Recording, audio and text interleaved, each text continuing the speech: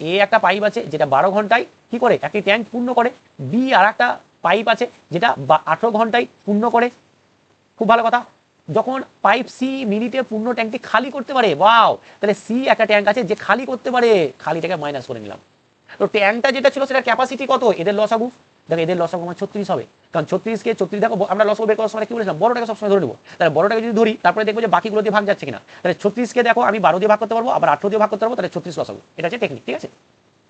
তাহলে আমাদের লসাগু কত হয়ে গেল, আমাদের লসাগু হয়ে গেল 36। তাহলে এ দক্ষতা কত, এ 1 মিনিটে কতটা জল ভরতে পারে, 3 ভরতে পারে, এই 36 কে 12 দিয়ে ভাগ করলাম। আর বি কত পারে, 2। আর সি কতটা পারে, সি 1 বিয়োগ করে দেয়, মানে কি এরা ভরে দিচ্ছে কত, 5 ভরছে, দেখো দুজন মিলে 5 ভরছে, কিন্তু আমার সি 1 করে বের করে দিচ্ছে। তাহলে মিনিটে কতটা ঢুকছে, মিনিটে আমাদের চৌবাচ্চাতে জল ঢুকছে 4, বা ট্যাঙ্কে জল ঢুকছে 4। কত জল ঢুকছে, 4 ইউনিট করে জল ঢুকছে, বা 4 লিটার বলতে পারো এক মিনিটে। তাহলে আমার এতটা লিটার জল বা এত ইউনিট জল ভরতে আমার কত সময় লাগবে, টোটাল এই যে যেটা যতটা আমাদের ঢুকছে 1 মিনিটে সেটাকে দিয়ে ভাগ করে দেবো, সেটা দক্ষতা, তার 4 4 9 36 সমান হচ্ছে 9। তার মানে